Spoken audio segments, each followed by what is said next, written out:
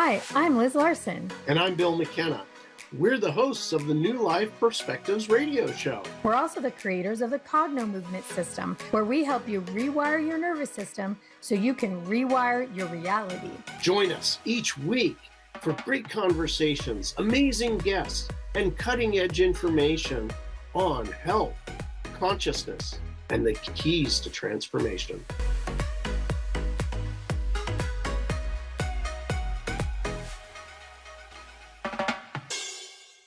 Can you rewrite your past? Can you rewire your past? Can you change the past? In this episode, I'm going to answer that question. And the answer is yes. There's a bigger question is what does it change if you can do it? What does it actually mean for your life?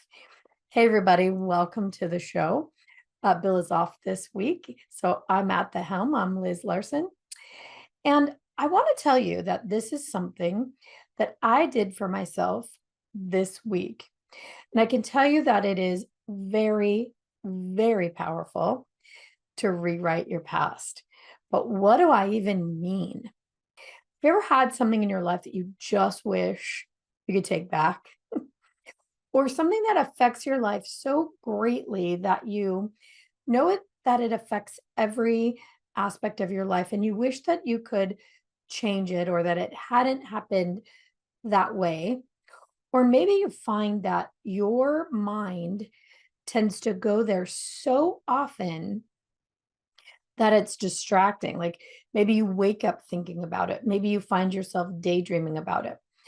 I have this interesting phenomenon myself where all of a sudden in my mind, I find myself on a street corner that I've been at, maybe somewhere in Europe, in Italy, a random one, not even an important one. Or I find myself in the middle of a conversation or a moment in time. And I keep thinking, how does my mind get here? But it's just not just my mind. It feels as though my entire body has transported there. This is the most interesting thing. And you guys who know me and know the show, know Cognomovement, have heard me say this before. But our nervous system is a great time traveler. And we've all actually experienced it. And what do I mean? Well, you find yourself in the future, worrying about the future, what could happen, what will happen. And in many ways, daydreaming about a fear that may happen in the future. For some of you, you daydream about something amazing that's going to happen in the future. But that is time travel. That is moving yourself to some other point in time and having an experience. And you have a physical experience. If you're concerned about something and you find yourself actually living that moment in the future, it's a physical feeling of fear. There's a pain, a discomfort involved in fear.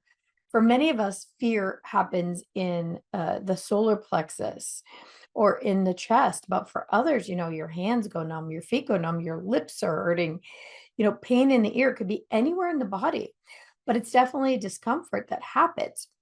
So you're actually physically having the experience as though it's happening now. And truly, there is a now aspect because you're experiencing it now.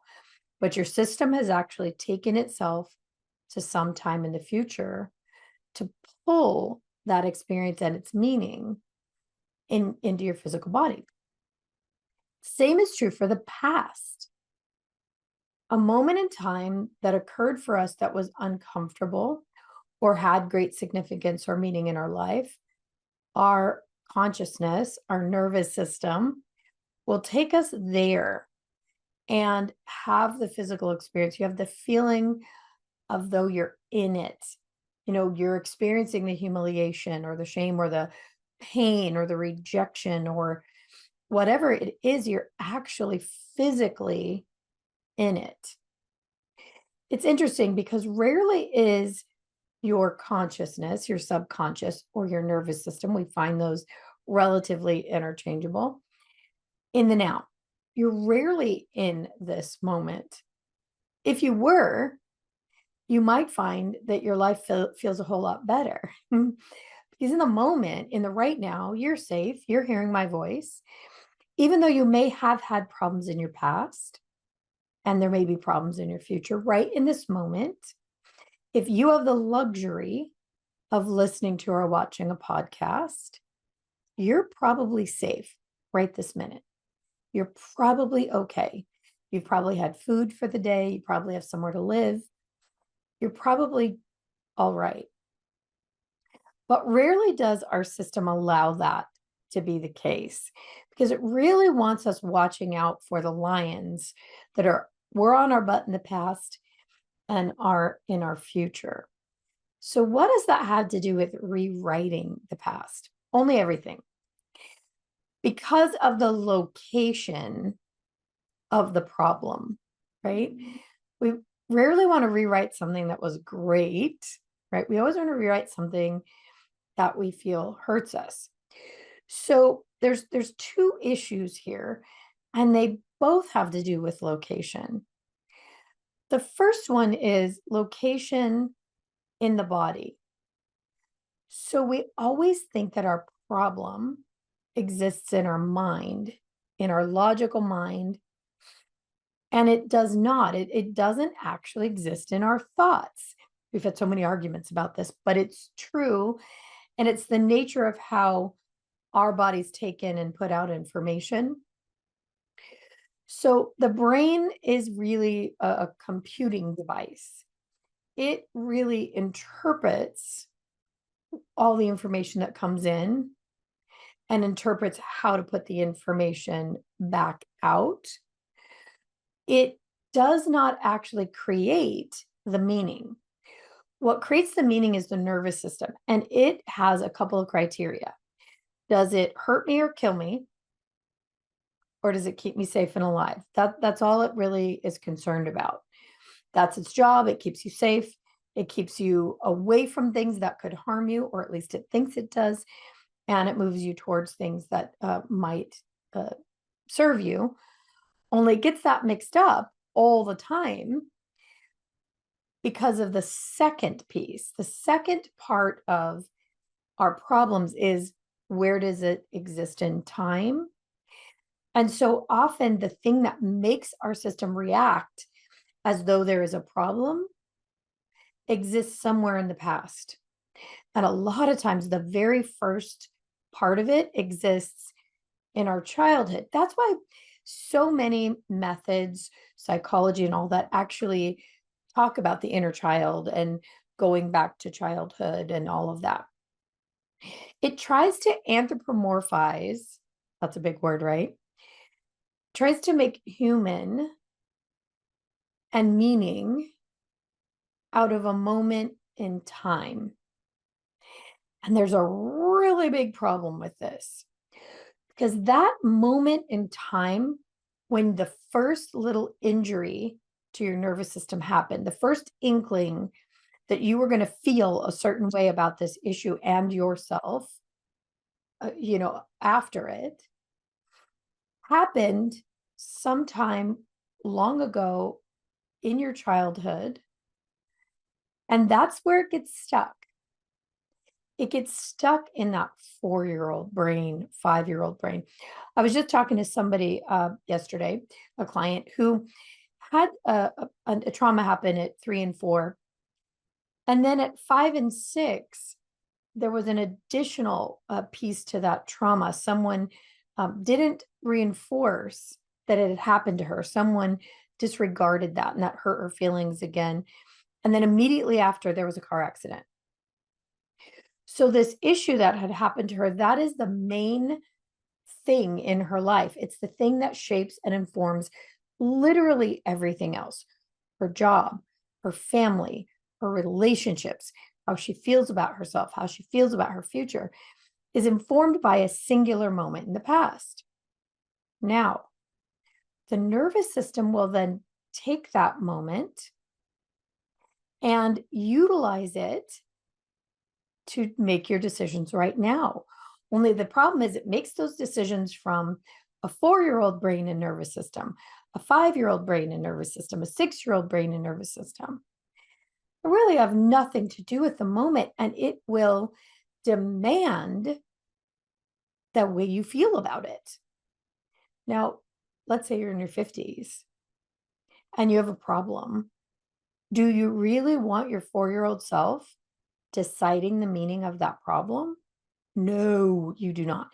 Well, that feeling, that 4, 5, 6-year-old feeling, sends a signal to your logical mind, to your brain, to interpret. And the brain can only interpret based on that feeling around it. How could this possibly be true? You've heard me say this 1,000 times, and I promise I'm going to get to how you can rewrite your life. But if you don't understand this part, you won't be able to understand why it makes perfect sense that you can completely rewrite and rewire things that happened in your past. So imagine for a moment that a lion walks in the room, or a bear, right this second, a wild animal. Does your logical mind have time to stop and think, I wonder if that's going to bite me? Gosh, it's kind of cute. How did it get in here? Huh. No, you do not. You need your limbic system, your reptilian brain, to kick into gear and do what it knows to do, which is run, hide, get bigger than, freeze. Whatever it takes in the moment to get you out of danger. Now, later, of course, you're going to think this through, like, what the heck? How did that lion get in here? I mean, what was the lion doing loose in my house in the first place, right? Your logical mind comes in and actually starts to reshape the moment. It takes in all the things you know, that you've heard, that you've seen, and piles them into that moment. And pretty soon, you've made up a whole new story about how that happened. Has nothing to do with whether or not it's true. Your logical mind will start to compile all the things around it to turn it into something new. And this is what your system does all the time. So that 4-year-old incident, 4, 5, and 6, they are controlled by the environment. So in this particular case, there was a car accident that sort of solidified those things that happened at 4, 5, and 3, 4, and 5, 6, and sealed in with a physical trauma all those original traumas. Now, the original, the 3, 4, 5 traumas probably would not have been so strong in the system, so much of a defining moment, had the physical body and the brain not been impacted by a car accident. It tends to seal those things in, those injuries, and make them stronger, because, the body had an experience of, could have nearly died. Also, then now there's an injury to the brain, one end of the nervous system. And so it kind of seals them all together. But what the brain does then, after the fact, is it applies meaning. So something did happen at 4, 5, and 6, but at 8, something that feels like that then solidifies and rewrites the 4, 5, and 6 story. It gives it new meaning. As you age, everything that starts to feel a little bit about like that first thing will then be added to the story. This is why we always say that our logical mind, our files, our memories are terribly corrupt files. Because each time the body, and I mean the body, relives them, brings the feeling back up, then the mind takes into account everything that's happening now. What it smells like, what it tastes like, what it feels like, what somebody just said, what the weather is like, what the temperature in the room is, how tight our underwear are, all get tied into the story again, and the story gets rewritten. And then we look back, and our logical mind will add to everything we've experienced to now back into that story, creating another new meaning, right? Have you ever seen this happen where you'll hear a story about someone and then the gossip starts going. And then pretty soon, well, they probably thought this and they definitely did that. And you know what I heard? And then pretty soon, the original thing that happened, it takes on a life of its own. It's something new. And what really happened has been lost to time and history. Are you guys feeling where I'm going with this? That rewriting our lives can actually be as simple as having the true experience, accessing the actual part of our system that knows and saw the truth, and clearing out the rest of the garbage. That's one way. And we, Bill and I, are Cognomovement practitioners, we see it happen every day.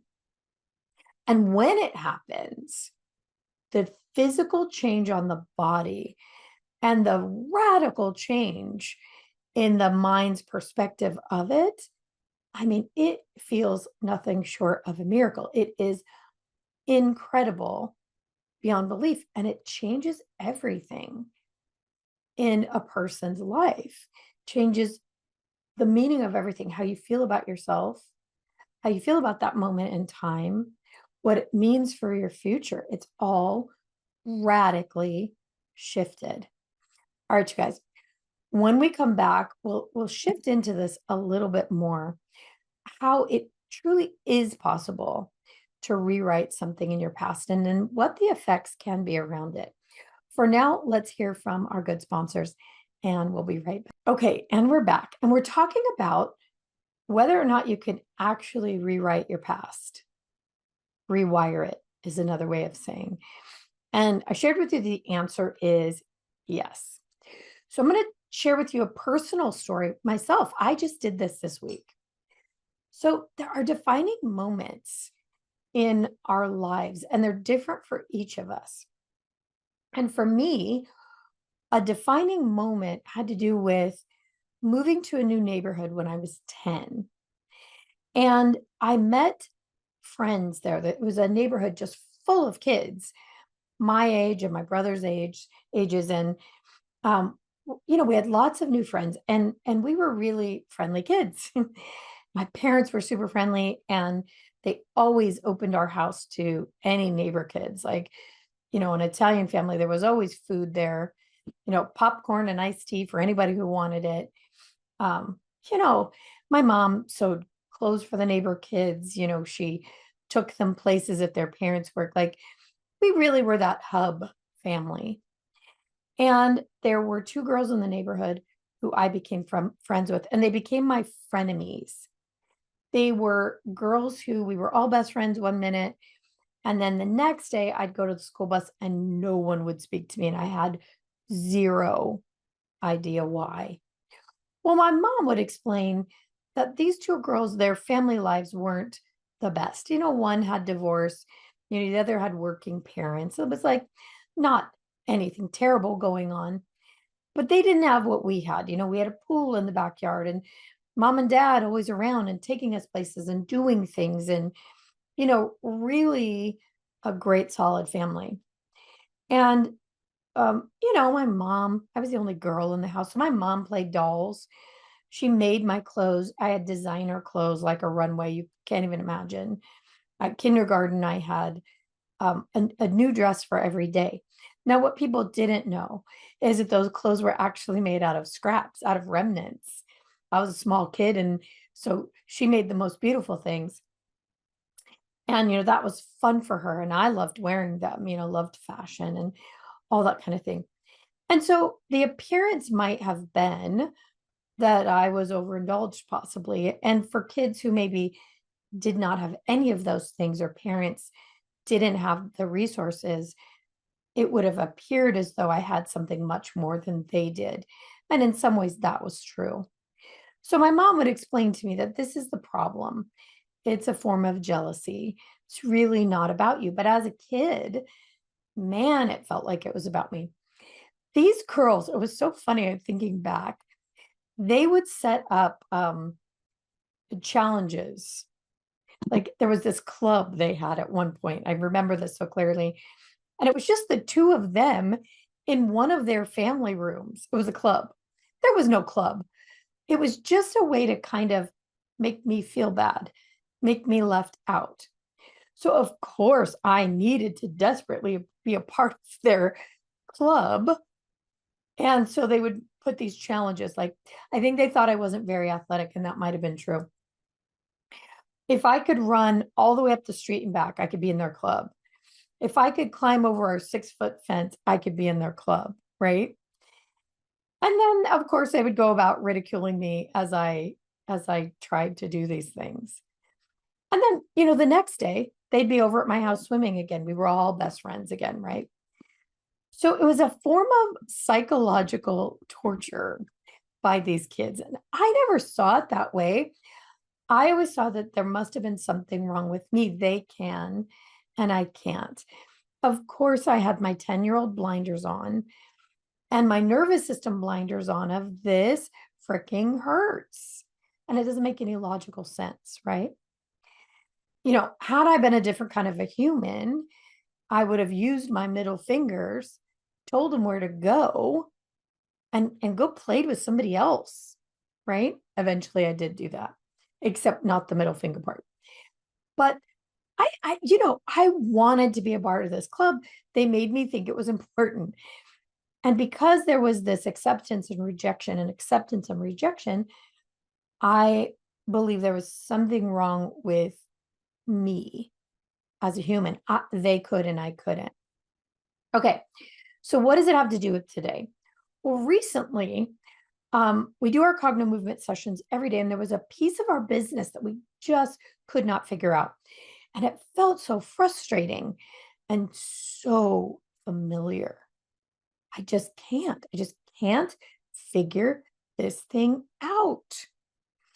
Now, we know in Cognomovement that what we do is we go to the physical body and find out what is that feeling? What is it? Where is it? Not the meaning, but where is it in the body? And I work from that point because I had the same kind of frustration. I didn't know at the time that it linked back to that. But when you go into a Cognomovement session, you're looking at the neural pattern that runs that feeling. And so I found it very quickly, and it will lead back to the moment in time when that physical sensation was installed. Okay. We already talked about the fact that the physical sensation, just keeps getting bigger, it gathers things to it, but it also keeps creating meaning for that moment in time from the past. So I found it there. I found my frenemies once again and could see, the little mind games they played from an adult standpoint. It allows you to actually witness it through the lens of now rather than through the lens of that emotional memory, emotional pattern. I could see what they were doing, right? Realize like, oh my goodness, there's a form of torture. What my body's experiencing is a form of PTSD from frenemies, right? So I quickly cleared that out of my body, collapsed that feeling, brought myself to the now of all of that. The feeling quelled. But then I realized that I needed a little bit more than that. And so here's where the rewriting of the past becomes super valuable. Here's what I did. And I do this with clients all the time. I just hadn't done it for myself because I didn't know that that moment at 10 was affecting my business today, decades and decades later. So what I did was I went back and I used the same Cognomovement patterns to address my own nervous system. And I started the story over. And I started the story over about meeting the first girl at 5. She was very, very naturally blonde. I have naturally black hair. And I saw us as yin and yang. And that when we met each other, we just loved each other. Now, in the original story, it wasn't true. That girl was mad about my 30 dresses in the month. Like in kindergarten, I had a new dress every day, and she had jeans with holes in them, right? You can imagine. She sort of hated me then, but also wanted to be my friend. So, what I imagined, and I didn't imagine it, that's not the right word. What I did was I started telling the story and I started feeling a different story. Remember, I said that this feeling in the body is going to inform my mind about what's true. Think about that. How many things in your life are not true that you think are because your body has a feeling about them? It's many, trust me, I've experienced it. So I imagined meeting her. Imagined is again not the right word. I felt feeling her, meeting her, and felt us being yin and yang and absolutely embracing and loving each other. And feeling what that was like, loving this little girl with all of my heart and her loving me in return. And then I jumped forward because I didn't see her again until I was 10. And I remembered meeting her and loving her again in that yin and yang moment of support, like almost one can't exist without the other, feeling in my body. And while I'm doing this, I'm actually working the left hemisphere of my brain, the right hemisphere of my brain, the kinesthetic body, the logical mind, the ideas and inspiration. That's what the Cognomovement patterns do. They address the neural patterns in the way that the neural patterns run themselves. And so it helps them to rewrite really the code. I mean, it's like the keys to your transformation. So I'm picturing us absolutely so overjoyed to meet each other again and be in each other's company and the strength and the beauty it caused. Now, the third girl came in a little bit later, and I pictured her almost making us like the tripod of a bench, a chair that she stabilized and she added so much, and we became so strong. Now, this little tribe of girls, we went to middle school together, and that was a train wreck. I mean, cliches, clicks abounded at the school. It was awful. The environment was just terrible. And it's interesting because that school, no matter who comes to it, always has that reputation of, the popular kids all the way down to, kids that nobody notices and everybody feels terrible. So I re-remembered us. That's a better word. Re-remembered us really having this powerful cohesion with each other. And that when we went to that school, our energy of love and kindness and cooperation was so great that it changed the soup of that school. It changed the culture so deeply that to this day, that reverberates this culture of love and cooperation. Now, I'm re-remembering it physically. That feeling expanded so greatly in my body. The idea of it became so clear. So my feeling in my body started to inform my mind. And I could see with my logical mind, with my my memories and my ability to formulate pictures became so clear that this happened. I went on to a different school later and for high school than they did. And in the original story, it was because of them, really. But it was the most wonderful thing. So I kept that piece. I kept, that I moved to this other school to be a part of a performing group, which was true. But that we maintain this friendship and support for each other throughout our lifetimes, throughout our lives. This feeling of love and support and mutual admiration and the willingness to support one another whenever. And I'm telling you that it's so complete, the new memory. I know about the old one, but very quickly, my memory is starting to delete it. And that's why I wanted to do this episode, so I could share with you the before the new thing that I wrote in becomes the truth in my mind. But what happened next is the thing that is mind-blowing. The shift in reality that happened next is the incredible part. And it begs the question, Our past are memories we believe they're true and they inform our lives and become true. But when we rewrite them, does it also rewrite our future around them? And I'm going to say that it absolutely does. So we're going to take our very next break, hear from our sponsors. And when I come back, I'll tell you the rest of the story. And now the rest of the story. I can never remember the guy's name who used to say that, but the radio show he always did. So I took a day, it was just 2 days ago, I think, to let this all sink in. And I allowed my body to remember and remember and reinforce this new story about how this thing went down. And it changed the way I felt about myself because, their brainwashing techniques were effective. And I had built in a tiny piece of I can't. Now I'm a super proactive person. So I do. I've been the co-creator of this amazing movement called Cognomovement. And many of my discoveries help us create miracles on the planet. And I very confidently do that.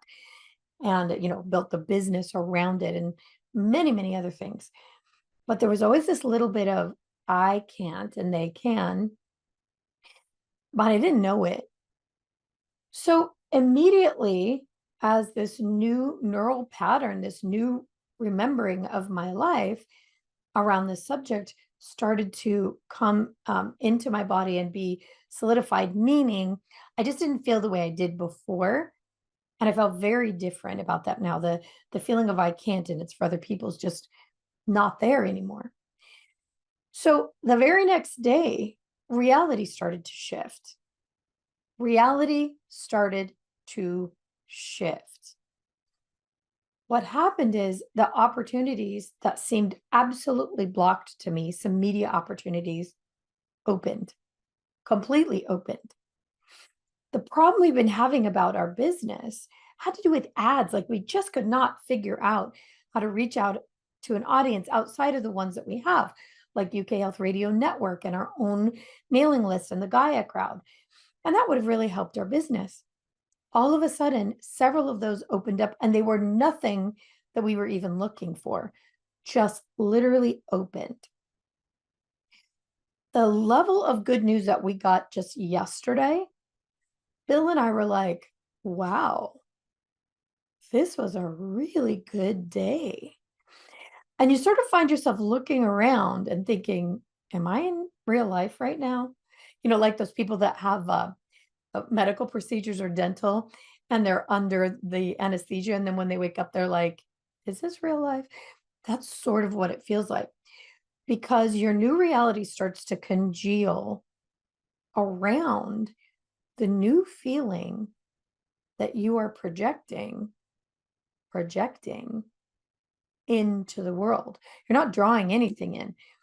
You're the projection of how you truly, deeply in your limbic system, in your physical body, feel about yourself, not your logical mind, but your nervous system projects that everywhere and it colors everything you see. The reality that you want is actually already here. You just can't see it because your nervous system keeps you where?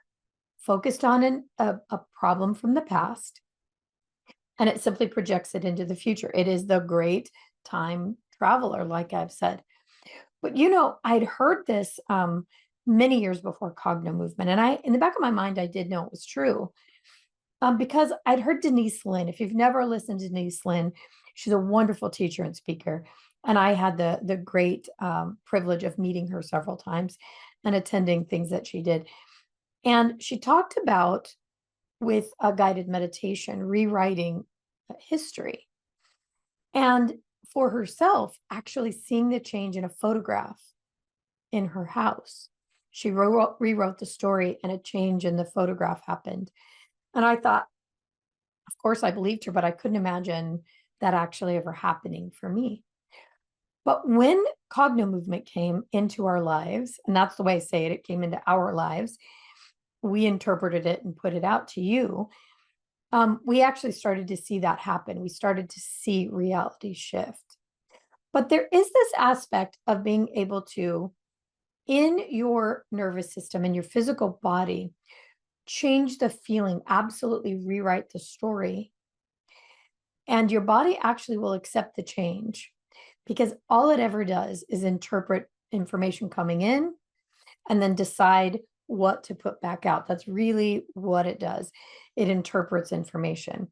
The other thing is it allows your higher self, your soul, your consciousness, your spirit, whatever you want to say, to join the party and to create inspiration in your life. See, before that, there's this blockage. And you know what I mean, because you can probably feel it. There's something that pushes back. There's something that feels like a cage. There's something that feels like a prison. There's something that feels limiting or weighted down in the body. You know it, you can feel it. It's the thing that stops you. Once you release that, and it's released at your nervous system, and then the nervous system informs the logical mind of how to feel, you literally now can see and experience a brand new reality. And it doesn't matter what it's about. We've done it with the most horrific traumas in people's lives. And what comes out of it is the person who maybe was the antagonist in the story will call and apologize. It's crazy. Like during the session, they get an email or a call that says, "Hey, I just realized I may have ruined your life. I'm so sorry about that." Is that not insane? The first few times it happened, Bill and I got whiplash. But it happens so often now that we actually call it the relationship effect, the Cognomovement relationship effect. We now started calling it the quantum relationship effect because it's happening faster and faster and faster. We've told so many stories on this show and on Gaia and other shows about people having this exact experience where, especially, parents are a big one with this, especially where there's been a parent who just could not see the reason for your trauma, for the problem that they created in your life. And when Cognomovement is applied, and often this happens at Cognoconscious, the Cognoconscious event, which is happening September 19th, 2024 in San Diego. So if you're wanting to rewrite your life, that's the place to do it because it is so complete. It's Cognomovement session, 6 hours a day for 5 days on 17 levels of consciousness. And I'm telling you, these core issues come up and like whiplash, they're cleared out. And you literally see a new reality. So often parents will be on the phone leaving a voicemail during that particular session. It's incredible. And then we follow up on these stories. Of course we do. We'll find out that the person will then go home and rebuild a whole new relationship, one based on mutual love and respect. And the weird part is, it's sort of as though those both parties, after the initial apologies or whatever happens there, move on as though it never happened. It's like you begin a relationship as though the past was good all along. Now, for some of you, you may have just panicked a little. Like, I need validation for my injuries from my past.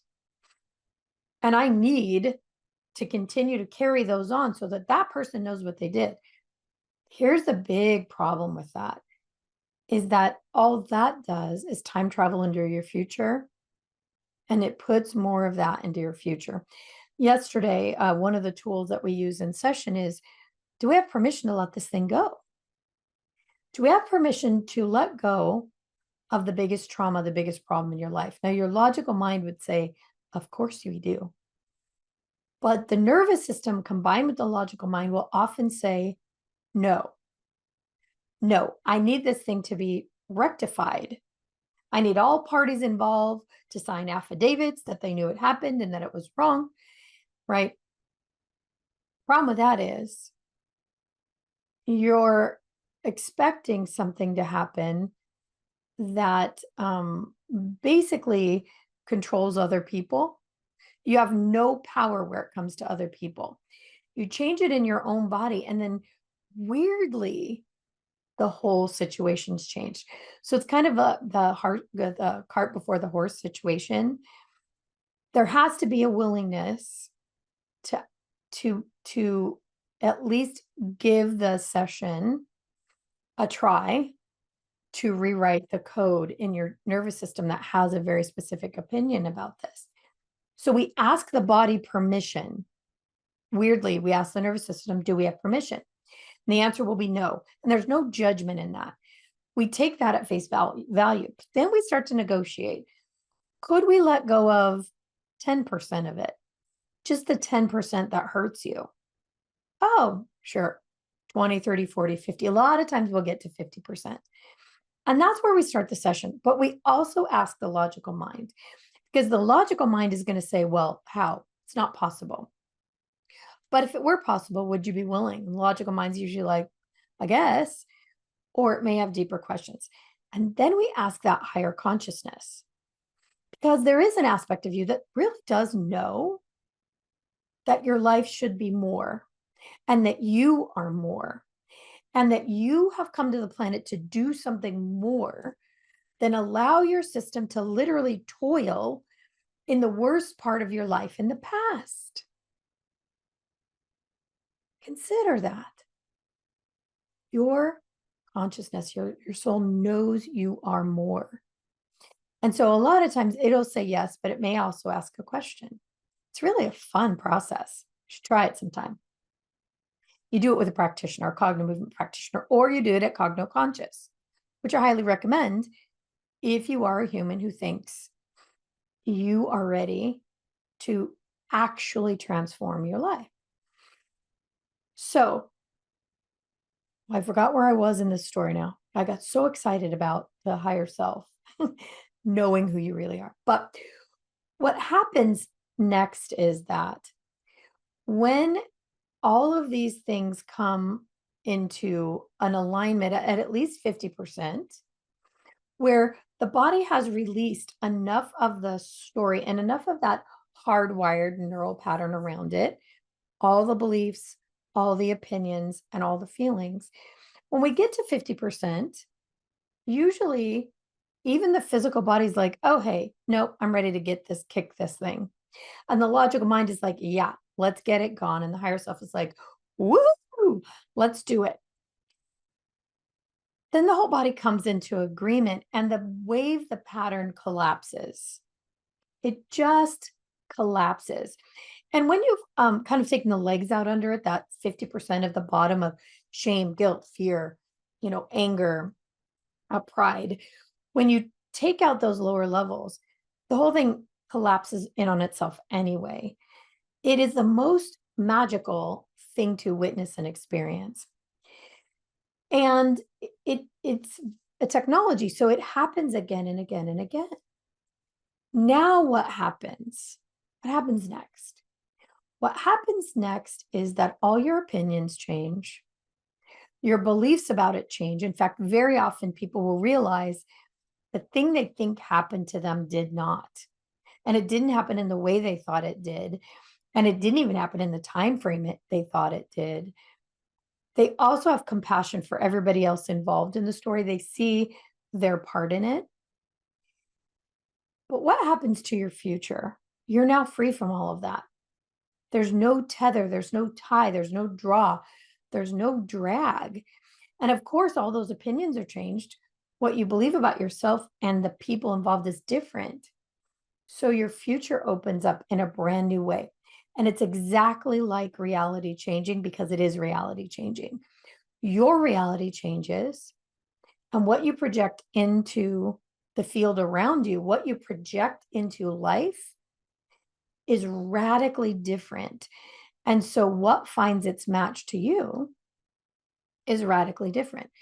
The people that want to be a part of your life are radically different and at a much higher consciousness level, because now you are.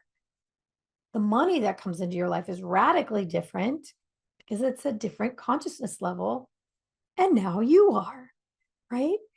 The health of your body changes because it's at a different consciousness level, and now you are. The possibilities open so wide that at first it's a little confusing. But when you learn, like we do, like the practitioners do in Cognomovement, the users, the thousands of users of Cognomovement who do this for themselves, and the people who come to Cogno Conscious who experience it very, very rapidly, when you have this experience, you expect it. You instantly know, oh, I don't like this. I don't like this reality. I don't like how I feel, but I don't like what's going on. And you quickly change it with some help or for yourself. All right, you guys. So this is my story. You can rewrite reality. You can do it anytime you want. And the tools are just readily available at cognomovement.com. But I do again want to encourage anybody who wants to come September 9th through 13th in sunny San Diego. You still can get tickets. There are some left. I highly recommend you come. It's a 5-day thing. It's the hardest thing you'll ever do in your life and the most magical and fun. But if you're drawn to it, do it now. I'm not sure how many more times we'll do this exact event because it takes a lot to do. It takes a lot to do. We'll probably be changing it next year, but this year it will be fantastic. And you're doing it with the energy of the solar maximum. So it should be fantastic. All right, you guys, I'm Liz Larson. I'm going to say goodbye for now. Just consider rewriting your reality. And we'll see you all again next week. Until then, please be safe and be well. Thanks for being here with us on the New Life Perspective radio show. For more information or to find out more about the work that Bill and I do, please visit us at cognomovement.com or email us at info@cognomovement.com. See you again soon.